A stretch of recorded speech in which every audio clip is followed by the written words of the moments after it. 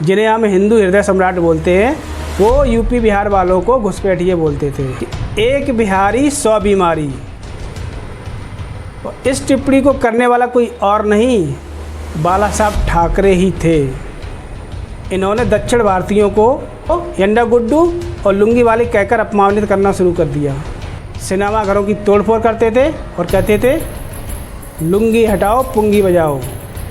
6 साल के लिए बाला साहब ठाकरे पर प्रतिबंध लगा दिया कि भाई आप वोट नहीं डाल सकते, ना ही इलेक्शन में खड़े हो सकते हैं। हमारा जो महल है मातोश्री, उस अकेले की कीमत 40 करोड़ है, तो फिर टोटल संपत्ति 14.85 करोड़ की कैसे हुई। नमस्कार मित्रों, देखो भैया, ये उद्धव ठाकरे के साथ जो राज ठाकरे मिला है, इसमें उद्धव ठाकरे का कोई फ़ायदा नहीं है, क्योंकि जो शिवसेना थी ओरिजिनल, उसको बनाए रखने में उद्धव ठाकरे का बहुत बड़ा योगदान था, क्योंकि वो बंदा सक्रिय राजनीति में रहा। उसके अंदर बाला साहब ठाकरे के सारे गुण थे। गुण मतलब समझते हो, जिसमें अवगुण भी हैं। तो बाला साहब ठाकरे ने क्या किया, क्या क्या नहीं किया, भारतीय राजनीति में उनका क्या योगदान था, उन्होंने कब पार्टी बनाई, क्या किया। बाला साहब ठाकरे का जन्म 23 जनवरी 1926 में हुआ था पुणे में। उन्होंने जो अपना करियर स्टार्ट किया, वो करियर था उनका एज ए कार्टूनिस्ट। वो कार्टून बनाते थे। तो जो बाला साहब ठाकरे आपके प्रिय हिंदूवादी संगठन शिवसेना के रचयिता थे, वो एक कार्टूनिस्ट थे। वो कार्टून बनाते थे बाला साहब ठाकरे। वो भी कार्टून किसके लिए बनाते थे? वो अंग्रेजी अखबारों के लिए कार्टून बनाते थे बाला साहब ठाकरे। उन्होंने सन 1960 में मार्मिक नामक एक पत्रिका को निकाला, जिसमें वो लेख लिखते थे। जो वो लेख लिखते थे वो उनके पिता की राजनीति के ऊपर लिखते थे। उनके पिता थे केशव सीताराम ठाकरे, तो वो एक सक्रिय पॉलिटिशियन थे। तो उन्हीं के ऊपर लेख लिखते थे अपनी पत्रिका मार्मिक में, या कहें इन्होंने लिखना चालू किया सन 1960 से। उन्होंने मराठी भाषा में एक अखबार निकाला जिसका नाम था सामना, जो आज भी चल रहा है। साथ ही साथ उन्होंने एक सामना दोपहर नाम का एक अखबार निकाला था, जो कि हिंदी में छपता था। किस में छपता था? हिंदी में। ये किसने निकाला था? बाला साहब ठाकरे ने। जो इनके सुपुत्र हैं और इनके ये चेला हैं राज ठाकरे, जो हिंदी बोलने पर लोगों को पीट रहे, मार रहे हैं ना, उनके जो कर्ता धर्ता थे, उनके जो गार्जियंस थे बाला साहब ठाकरे, उन्होंने हिंदी में अखबार निकाला था। अब जाओ बाला साहब ठाकरे को बोलो जाके, भाई आपने ये अखबार हिंदी में क्यों निकाला था? कुछ बोल सकते हो? नहीं बोल सकते हो, क्योंकि तुम्हारी कोई नीति और नीयत नहीं है। जिस प्रकार राज ठाकरे के आजकल काफ़ी विवादित बयान हैं, या कहें विवादित इनकी हरकतें, उसी तरह इनके गुरु जो बाला साहब ठाकरे थे उनके भी थे। तो बताते हैं हम बाला साहब ठाकरे पर कौन कौन से आरोप लगे हैं, या उन्होंने क्या क्या किया है भारतवासियों के लिए, खासकर हिंदुओं के लिए। चलिए शुरू करते हैं। बाला साहब ठाकरे ने सबसे पहले गुजरातियों, मारवाड़ियों और दक्षिण भारतीयों का विरोध करना चालू किया। उन्हें लगता था कि ये लोग मुंबई वासियों या मराठियों की नौकरी खा रहे हैं। ये उनकी सोच थी, ये विचारधारा थी बाला साहब ठाकरे की। भैया, नौकरी कोई किसी के नहीं खाता, वो अपने दम पर नौकरी पाता है। अब तुम्हारे लोगों में इतना टैलेंट ही नहीं था कि वो नौकरी पा सकें। तो जिसके अंदर टैलेंट होगा, गुण होगी, काबिलियत होगी, वही तो नौकरी खाएंगे। तो जो हरकतें राज ठाकरे कर रहे हैं, वही हरकतें बाला साहब ठाकरे ने की थी उस समय, जब वो अपने जवानी के समय में थे। इतना ही नहीं, उत्तर भारतीयों के प्रति भी इन्होंने बहुत ही दुर्व्यवहार किया है। वो बोलते थे कि यूपी बिहार के लोग घुसपैठ करते हैं, उनको घुसपैठिए बोलते थे यूपी बिहार वालों को। जिन्हें हम हिंदू हृदय सम्राट बोलते हैं, वो यूपी बिहार वालों को घुसपैठिए बोलते थे। और उनको निकालने के लिए उन्होंने बहुत कोशिश की, बहुत कोशिश की।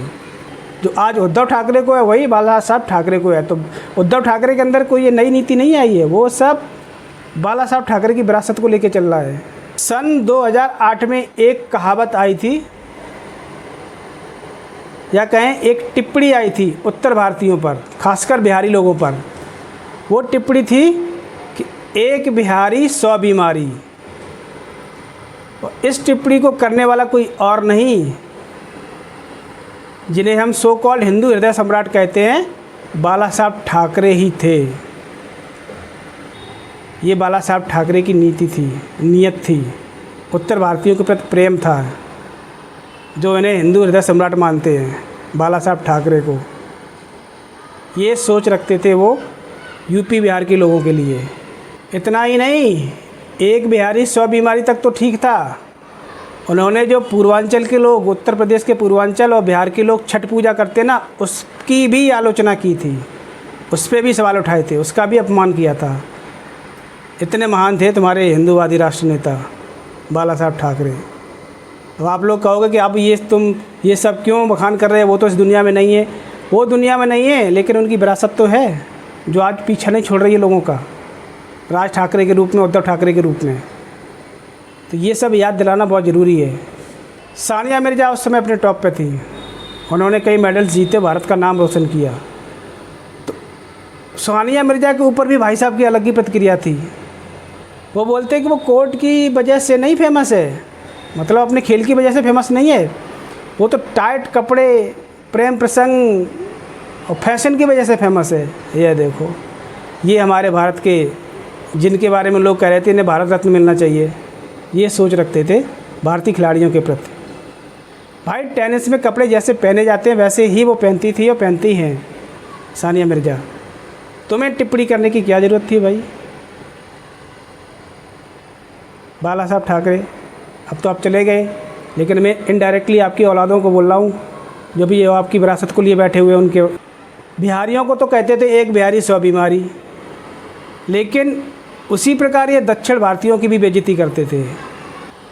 1960 और 70 के दशक में इन्होंने दक्षिण भारतीयों को यंडा गुड्डू और लुंगी वाले कहकर अपमानित करना शुरू कर दिया 1960 और 70 के दशक में।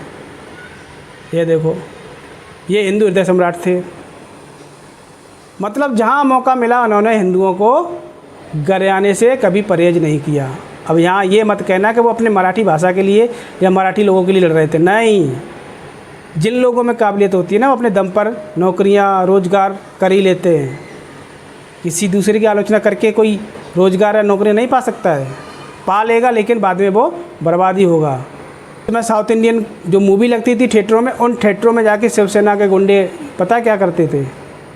सिनेमा घरों की तोड़फोड़ करते थे और कहते थे लुंगी हटाओ पुंगी बजाओ। क्या डायलॉग था?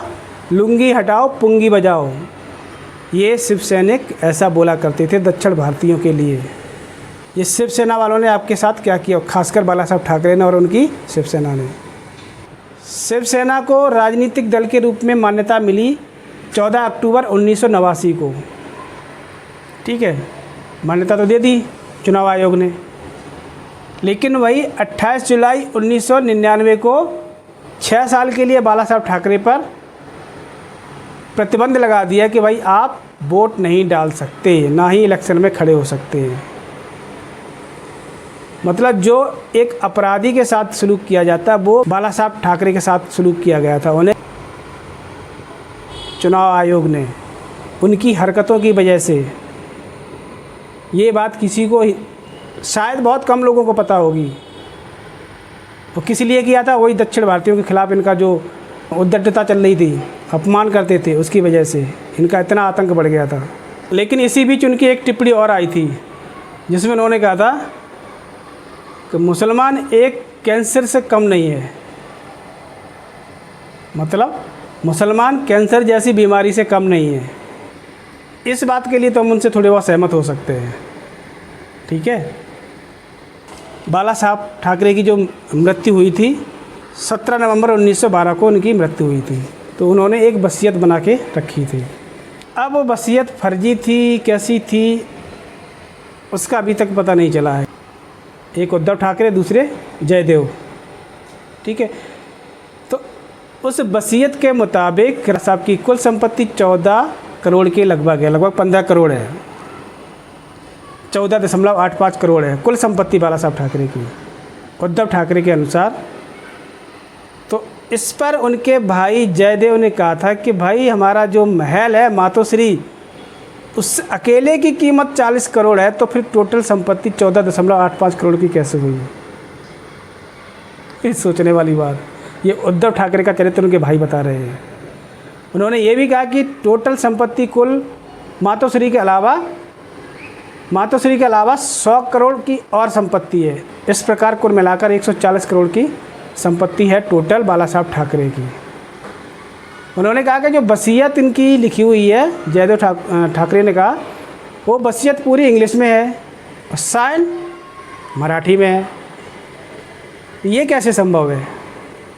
तो उन्होंने इनकी वसीयत पे भी सवाल उठाए थे उनके सगे बेटे ने। उन्होंने कहा था कि पिताजी की हालत ठीक नहीं थी अंतिम समय पर, जिसका नाजायज़ फ़ायदा उठाया हमारे उद्धव ठाकरे ने। ये जयदेव का कहना है। तो ये तो थी उन बाला साहब ठाकरे की कहानी।